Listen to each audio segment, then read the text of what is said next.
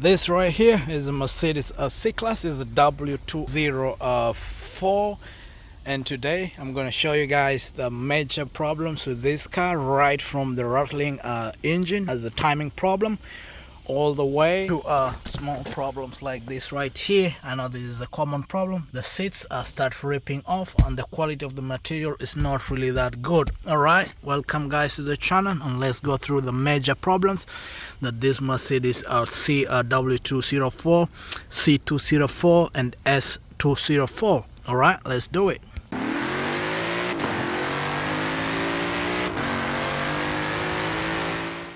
So the major problem with this car, especially when you crank them in the morning. So mine already cranked it for a minute, so when I start it up, you guys can hear something. Alright, the sound has gone away, so the sound is always going to be there. It's kind of a rattling noise. It's going to sound for a minute and then it's going to go away. So this problem is common with this engine, which is a V6 engine, so it's a very common problem. The timing chain is known to fail most of the time, so the best thing to do is just once this problem comes in, you just replace it.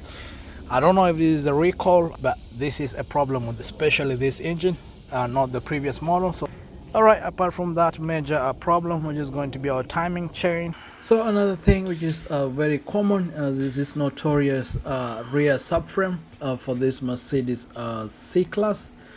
And normally you see this one right here on this video, guys. This one we just replaced it. We just took it to the dealership.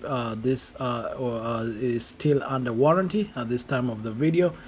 So most of these cars, especially the C-Class, what happens is there is a corrosion which happens, and then what happens is the corrosion is so severe, just like the one you see in the picture right here, until it just cuts off from the main subframe.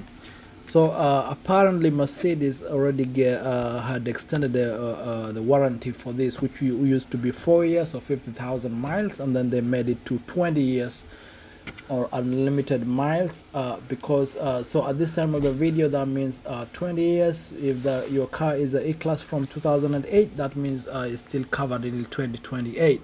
So if you have a problem with it, especially with perforations or broken, you can take it for the dealership and then they will just replace it under warranty. So another thing is just right here, this is not really that common, but I've replaced a few. What it is that this rear differential sometimes is known to make noise. So apparently either it loses fluid and then it starts like having this weird noise, and then normally it's not really that comfortable. So I think this is another issue which is affecting a C-Class. This is a problem which has been there. So most of the time the seals just wear out so fast, and then just let out fluid just escape from there. So I think the solution for this maybe is just get new seals or just replace the differential. Alright, another thing which is so common is the transmission failure, and this is in several parts. So first of all, the transmission might just fail from the valve body, or the transmission will have like the wicking, whereby the transmission fluid will travel all the way up, like what you see right here. When I remove this connector for the transmission, you find out that inside there's a lot of transmission fluid which goes up all the way to the module and ends up damaging it, and then bringing up the problem of our transmission issue. So to fix this, just clean everything right there, and then you should be good to go. So I made a video on the channel, so those who really want to watch it, is just about TCM having an issue, transmission issues, and then how to fix it. Another thing also which you need to fix is when you do service, make sure that these seals are replaced for the conductor plate, so that it doesn't bring this problem which you see right over here. So this is our transmission control module that the fluid from transmission has traveled all the way here and then damaged it, and then ended up having issues with our own transmission. So in short, what is the common causes of all this transmission failure is the conductor plate. So this is the major culprit. I've worked on several of them. So in order to avoid all this and solenoids and all this stuff happening, is when you see a leak on the transmission, make sure you just attend to it. You just do a regular transmission service on time, replace the filter, replace everything, replace the fluids on time, and then this problem should be able to go away. If you have any issue, please take your car for diagnostics and they will help you out find a problem. Another thing which is common, of course the most notorious, is this one right over here. So guys, for whatever reason, I think because of the material these people use, this thing kind of snaps from inside right over there. I did a video on the channel, so if anybody wants to see how to fix that one, it's going to be on the channel. So literally the material I think they made up from is kind of like shaky and breaky, so sometimes when you pull it for a minute, this thing just snaps out and then just breaks off from there. In Mercedes, for whatever reason, there's no way of replacing this thing on its own, so sometimes they tell you get the whole panel to replace it here, which is really costly. So to fix that, you just do the procedures which I showed in the other video. Just check on the channel and then this thing should be able to go away. So another factor about the C300 is what you see right over there. This instrument cluster is always having a problem. It keeps flickering, it just comes on and off.